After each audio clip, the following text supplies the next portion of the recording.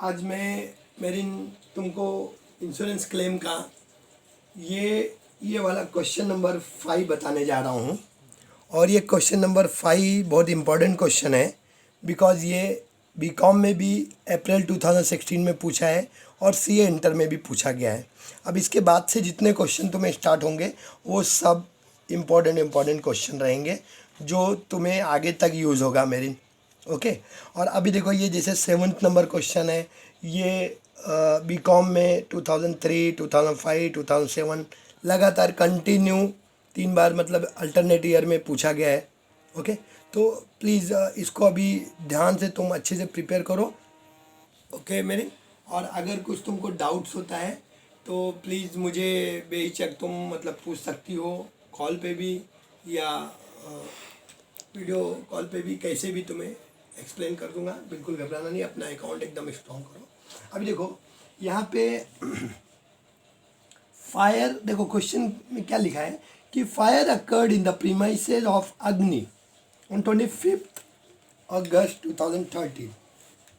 25 August 2013 को इसकी premises में फायर अकर्ड हुआ और इसका प्रीमाइसेस बर्न हुआ।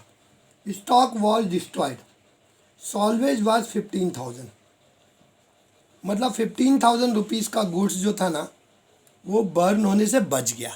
सॉल्वेज का मीनिंग होता है कि हमारा जितना, जब हमारे गोडाउन में आग लगती है तो जितना स्टॉक हमारा होता है वो स्टॉक में से जितना परसेंटेज स्टॉक, जितना अमाउंट का स्टॉक हमारा बर्न होने से बच जाता है उस स्टॉक को सॉल्वेज बोलते हैं।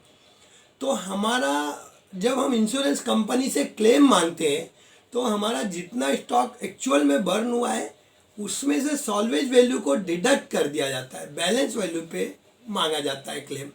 जो सॉल्वेज वैल्यू यानी सेफ बच गया है वो वैल्यू को नहीं लिखते, उसको माइनस कर देते हैं, तो बैलेंस जितना अमाउंट आता है उस पर हम क्लेम मांगते हैं इंश्योरेंस कंपनी से।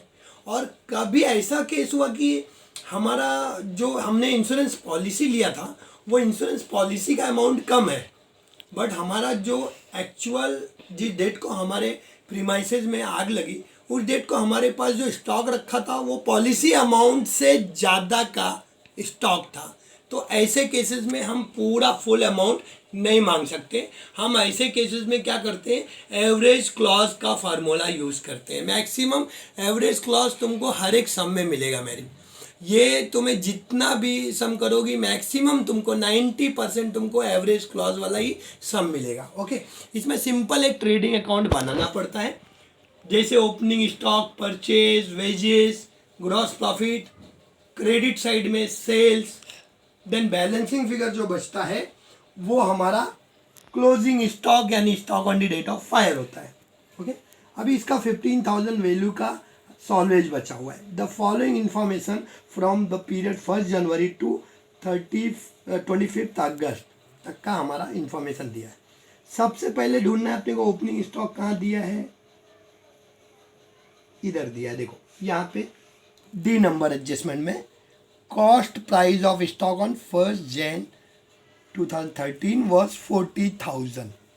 तो हमको सबसे पहले ना यहाँ पे लिखना है स्टॉक, ओपनिंग स्टॉक 40,000 लिखना है। देन उसके बाद परचेज देखना है, परचेज हमारा कितना है 85,000, तो उसको परचेज को लिखना है 85,000।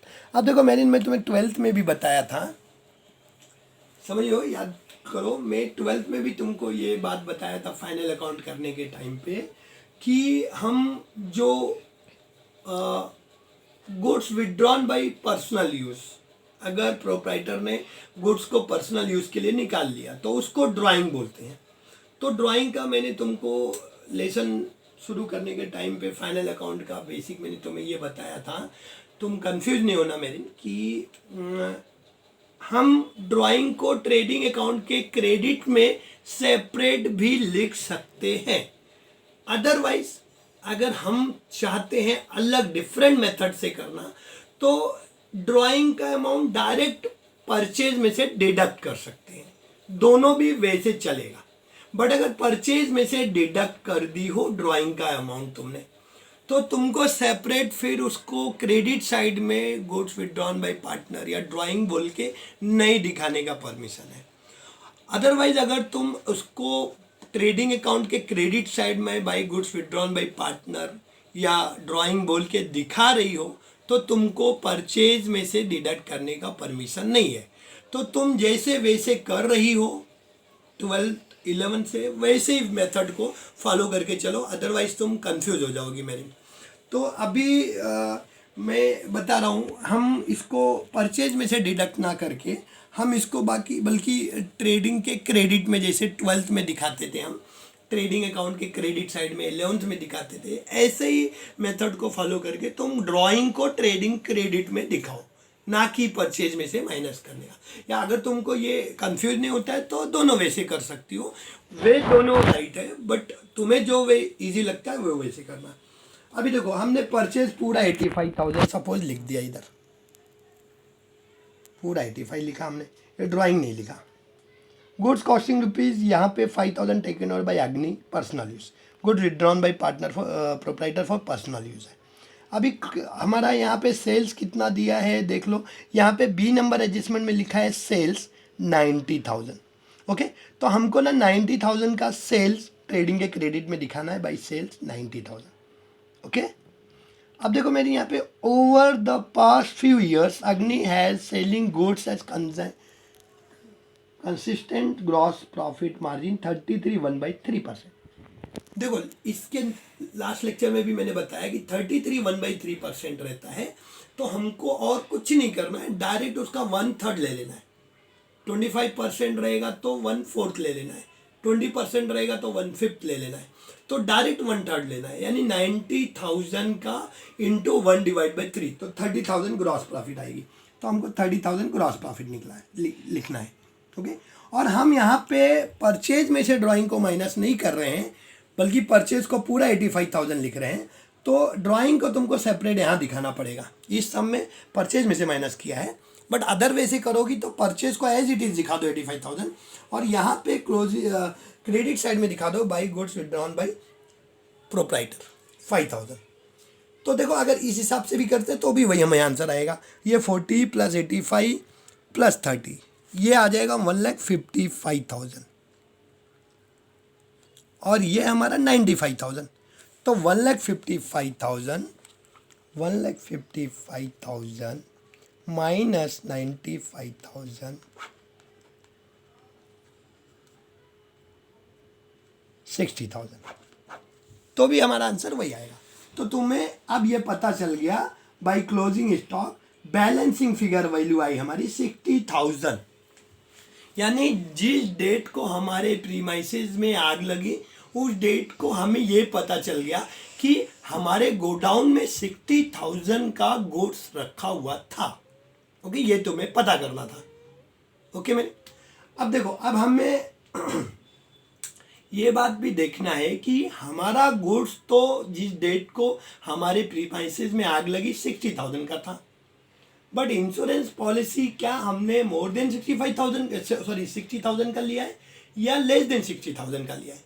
अगर 60,000 से कम वैल्यू का लिया है हमने पॉलिसी, तो हमको वहाँ पे एवरेज क्लॉज का फार्मूला लगाना पड़ता है।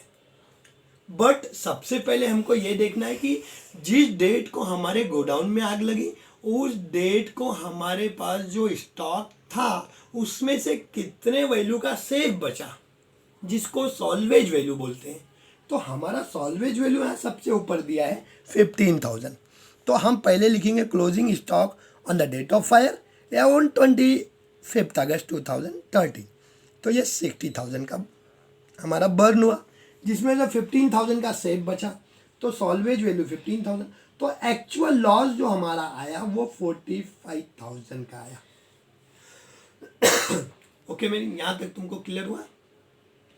अब देखो हमने जिस डेट को हमारे प्रीमाइसेस में आग लगी उस डेट को हमारे पास 60,000 का गुड्स था, बट हमने पॉलिसी अमाउंट कितने का लिया था, the insurance policy was 50,000, only 50,000 का पॉलिसी लिया था। दैट मीन्स कि हमारा policy amount stock on the date of fire से लेस है, कम है, मतलब जिस डेट को हमारे गोडाउन में आग लगी उससे कम अमाउंट का हमने पॉलिसी लिया था।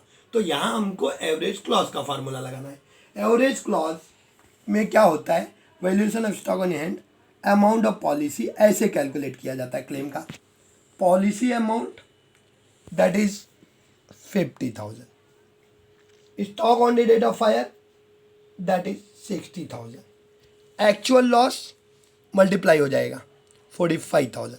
तो 50,000 डिवाइड बाई 60,000 इंटू 45,000, तो हमारा आंसर आएगा 37,500। दैट मीन्स हमको जो इंश्योरेंस कंपनी से क्लेम करना है, यानी इंश्योरेंस कंपनी से जो हमारा गुड्स का लॉस हुआ उसका जो इंश्योरेंस कंपनी से हम क्लेम मांगेंगे, वो हमको ओनली 37,500 का क्लेम देगा। ये हमारा फाइनल आंसर आया। ओके, अगर इसमें कुछ डाउट्स आता है मेरी, तो एनी टाइम तुम कभी भी कॉल करके पूछ सकती हो, एक्सप्लेन कर दूंगा मोबाइल पे। बट हार्ड वर्क करो और अपना टारगेट पूरा करो। और ये सब इम्पोर्टेंट क्वेश्चन है जो ग्रेजुएशन के एग्ज़ाम के साथ साथ सीए इंटर वगैरह में भी पूछे गए हैं।